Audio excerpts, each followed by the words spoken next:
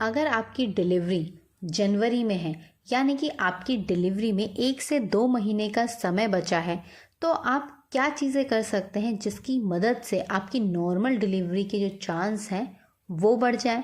साथ ही अगर ये आपकी पहली प्रेगनेंसी है, आप पहली बार माँ बनी हैं, तो आपको ऐसा क्या करना चाहिए जिससे आपकी नॉर्मल डिलीवरी बहुत ही आसानी से हो जाए।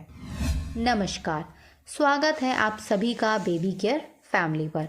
आज की इस वीडियो में हम चर्चा करेंगे कुछ ऐसे टिप्स के बारे में जिनकी मदद से आपकी नॉर्मल डिलीवरी के चांसेस बढ़ जाएंगे। साथ ही हम आपको कुछ ऐसे टिप्स भी देंगे जिनकी मदद से आपको डिलीवरी के बाद भी मदद मिलेगी। तो आइए बिना किसी देरी के वीडियो को शुरू करते हैं। उससे पहले आपसे एक छोटी सी विनती है, अगर आप हमारे चैनल पर नए हैं तो प्लीज़ हमारे चैनल को सब्सक्राइब ज़रूर कीजिएगा। तो आइए वीडियो को शुरू करते हैं। नंबर 1, जनवरी का महीना बहुत अधिक ठंड का होता है, तो सबसे ज़रूरी चीज़ है आपको इस बात का ध्यान रखना है कि डिलीवरी से पहले आप ठंड से बचे रहें। साथ ही डिलीवरी के समय और डिलीवरी के बाद भी आपको अपनी और अपनी बेबी की ठंड से प्रोटेक्शन करनी है। आपको अपने डिलीवरी बैग में वुलन्स के कपड़े अच्छे से रखने हैं और अपने आप को और बेबी को अच्छे से फुली कवर रखना है। डिलीवरी से पहले भी आपको ठंड से बचना है ताकि इसका इफ़ेक्ट आपकी डिलीवरी पर ना पड़े। नंबर 2, डिलीवरी के समय आपको डरना नहीं है और घबराना नहीं है। डिलीवरी के समय होने वाला दर्द, जिसे लेबर पेन्स कहा जाता है, इसकी आपको सही जानकारी रखनी है ताकि डिलीवरी के समय आप डरें ना, घबराएं ना और डिलीवरी का जो लेबर पेन है वो शुरू होने पर सही एक्शन ले सकें। लेबर पेन 2 टाइप के होते हैं, एक होता है फॉल्स लेबर पेन और एक होता है true labour pain. False labour pain वो होता है जो हल्के हल्के आएंगे और बहुत देर देर में शुरू होते हैं। ये दर्द पीठ से होता हुआ पेट की तरफ आता है और पेट कड़क हो जाता है। ये होते हैं लेबर पेन्स। नकली आपको हल्के होंगे, बहुत देर देर में होंगे। जो ट्रू लेबर पेन्स होते हैं, यानी कि असली लेबर पेन्स जिनके बाद डिलीवरी बहुत ही जल्द हो जाती है, उनमें जो आपका दर्द है वो बहुत अधिक होगा और हर 1 मिनट में आपको 1 से 2 लेबर पेन्स महसूस हो जाएंगे। जब आपको ये दर्द महसूस हो तो आपको देरी नहीं करनी है और तुरंत डॉक्टर के पास जाना है।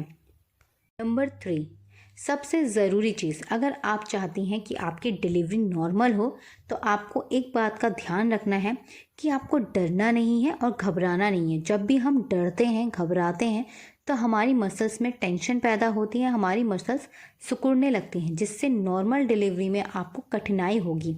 आपकी मसल्स अगर फ्लेक्सिबल नहीं होंगी तो इससे आपकी नॉर्मल डिलीवरी में परेशानी आ सकती हैं।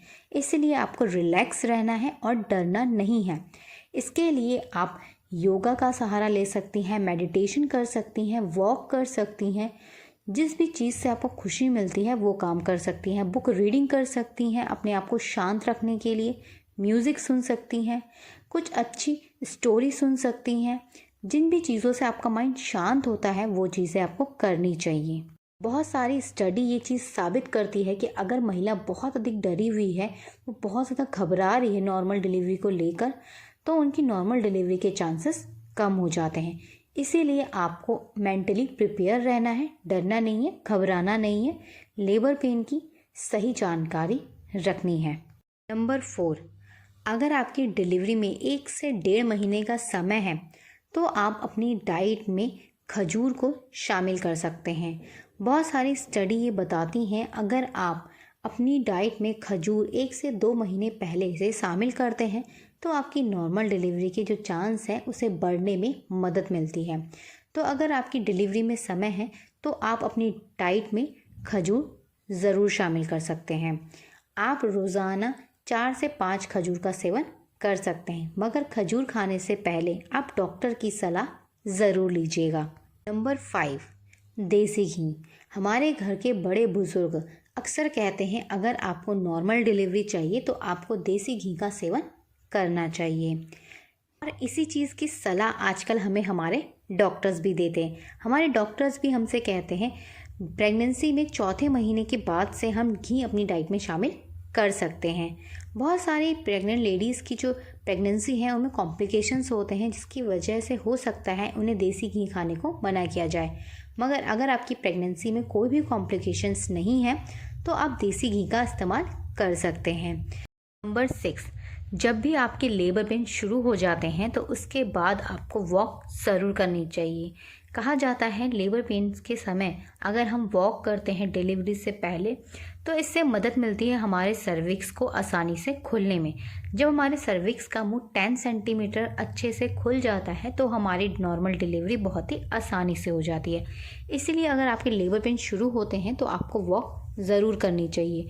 मगर कई बार लेबर पेन शुरू होने के बाद एक महिला से वॉक नहीं की जाती है। अगर आपके साथ भी ये प्रॉब्लम आ रही है, आपसे वॉक नहीं की जा रही है, तो आपको ज़बरदस्ती वॉक नहीं करनी है और डॉक्टर से बात करनी है कि मुझसे वॉक नहीं हो रही है, आप एक बार चेक कीजिए।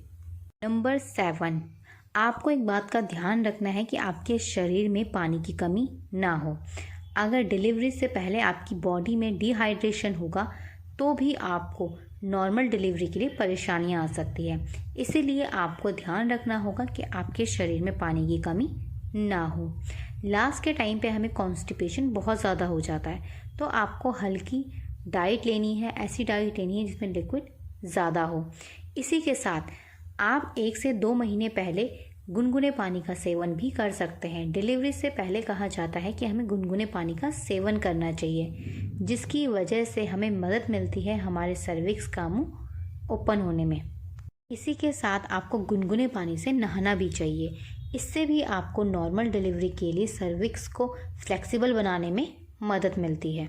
नंबर 8, आपको इस बात का ध्यान रखना है कि अगर आप अपने बच्चे को ब्रेस्ट फीडिंग कराते हैं तो ब्रेस्ट फीडिंग से जुड़ी हुई सारी जानकारी आपको डिलीवरी से पहले रखनी चाहिए कि अगर ब्रेस्ट फीडिंग में हमें प्रॉब्लम आएगी तो हमें क्या क्या चीज़ करनी चाहिए और ब्रेस्ट मिल्क को बढ़ाने के लिए हमें क्या क्या चीज़ें करनी चाहिए। साथ ही निप्पल स्टिमुलेशन एक ऐसी एक्सरसाइज होती है जिससे आपको आपके सर्विक्स का मुंह ओपन करने में भी हेल्प मिलती है, साथ ही अपने ब्रेस्ट मिल्क सप्लाई को स्टार्ट करने में भी हेल्प मिलती है।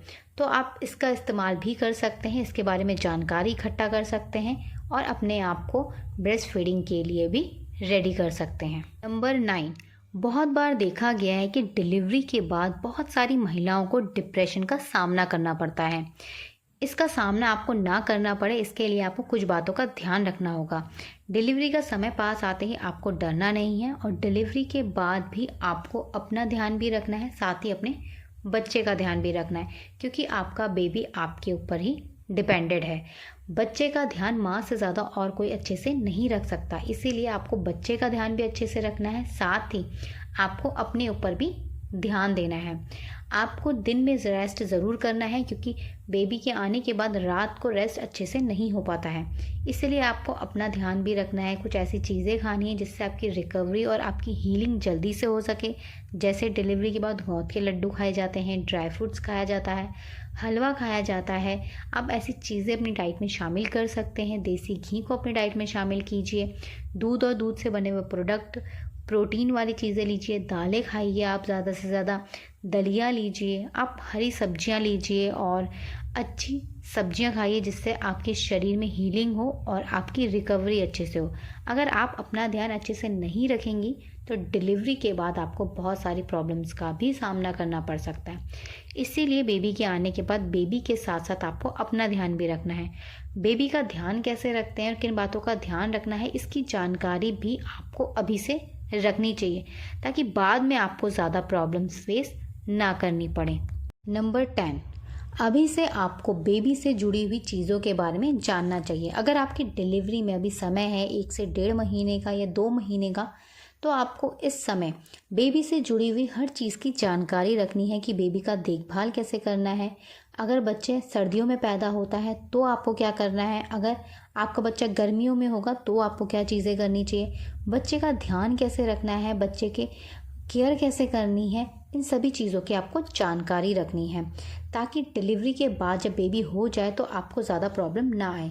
डिलीवरी के बाद हम बहुत ज़्यादा कमज़ोर होते हैं, साथ ही हम किसी से बात करना या कोई और चीज़ के बारे में सोच नहीं पाते हैं। इसलिए बेबी से जुड़ी हुई हर चीज़ की जानकारी आपको पहले से रखनी चाहिए, ताकि आपको ज़्यादा प्रॉब्लम ना हो।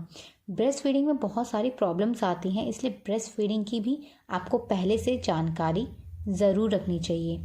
एक माँ से ज़्यादा अच्छा ध्यान बच्चे का कोई नहीं रख पाता है, इसीलिए जब भी आप अपने बच्चे का ध्यान रखें तो पॉजिटिव होकर रखें और अपने मन को शांत रखें, खुद को डिप्रेशन से बचाएं। डिलीवरी के बाद बहुत सारे लोग हमसे मिलने आते हैं और हर कोई अपनी अपनी एडवाइस देता है, जिसकी वजह से एक महिला परेशान भी हो जाती है। इसीलिए आपको सबकी एडवाइस सुननी ज़रूर है, मगर उस पर रिएक्ट नहीं करना है, क्योंकि बहुत बार हम बहुत लोगों की बातें सुनते हैं जिसकी वजह से हमें डिप्रेशन होता है। अगर एक महिला डिप्रेस्ड होगी तो वो ब्रेस्ट फीडिंग भी अच्छे से नहीं कर पाएगी और बच्चे के ऊपर भी उस डिप्रेशन का इफ़ेक्ट पड़ेगा।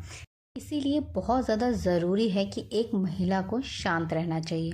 इसी के साथ आपको अपना ध्यान 1 से 2 महीने अच्छे से रखना चाहिए। आपको ऐसी चीज़ों का सेवन करना है जिससे आपकी बॉडी हील होती है। आपको अदरक और अजवाइन का जो पानी है वो 1 से 2 महीने लगातार लेना चाहिए। इसको लेने से आपकी बॉडी में अच्छी रिकवरी होती है और आगे आने वाली परेशानियों से आप बचे रहते हैं। ब्रेस्ट फीडिंग कराते वक्त भी आपकी बॉडी में पानी की कमी हो जाती है, इसीलिए आपको डिलीवरी के बाद भी ध्यान रखना है कि आपके शरीर में पानी की कमी ना हो। और आपको डिलीवरी के बाद भी अपने आप को भी पूरा प्रोटेक्ट करके रखना है। सर्दियों में कैप पहननी है, सॉक्स पहनने हैं और अपने आप को ठंड से प्रोटेक्ट करना है, फुली कवर रखना है। आशा करती हूँ हमारी इस वीडियो से आपको मदद ज़रूर मिली होगी। तो प्लीज़ इस वीडियो को लाइक कर अपने दोस्तों के साथ शेयर ज़रूर कीजिएगा। कोई भी सवाल या सुझाव हो तो कमेंट करके ज़रूर लिखिएगा। हमारी वीडियो को पूरा देखने के लिए आप सभी का धन्यवाद। अगर आप हमें फेसबुक पर देख रहे हैं तो प्लीज़ हमें फॉलो ज़रूर कीजिएगा।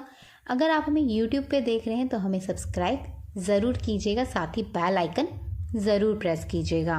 मिलते हैं आपसे नेक्स्ट वीडियो में, तब तक के लिए अपना ध्यान रखिएगा। धन्यवाद।